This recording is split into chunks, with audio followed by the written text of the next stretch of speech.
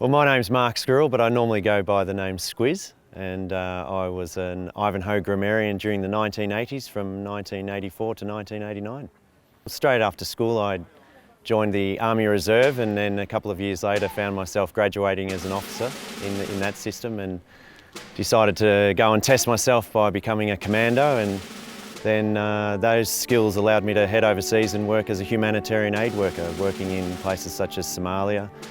Sudan and Afghanistan. Along the way, managed to climb Mount Everest to raise awareness of global hunger, and now I'm back in Australia with a couple of young boys, raising them and still ducking overseas to do some aid work, but also providing some motivational type training here for the corporate sector. I can still remember the first time that I was introduced to abseiling up at Charnwood, and it gave me a really big buzz, and I suppose over the years that allowed me to then gain confidence to go out there and do it myself, and eventually found myself in the Himalayas climbing at very high altitude with just one other Aussie guy, and doing not just the abseiling to get back off the mountain, but a lot of arduous climbing to get to the summit of numerous mountains. Alright folks, well, still bloody going. We've got to keep on the move because it's going to get cold pretty soon as that sun goes down.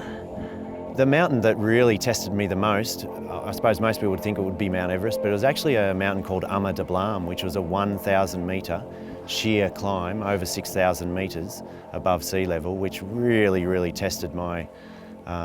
willingness to persevere through adversity. Well, you don't see that back in Australia.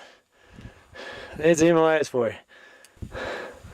For me at school, I know that I wasn't particularly strong academically. I wasn't a musician, and I wasn't so great on the sports field, but without a doubt where I started to notice where my characteristics were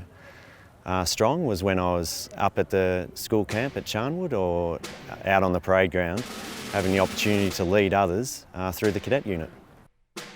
I think when I was going to school, I thought that I was getting an academic education, but when I reflect upon it now, clearly my character was being built. And that was through the cadet unit, it was through the outdoor education, it was through the sports, it was through the examples that I was being given through good leadership, through the teaching staff,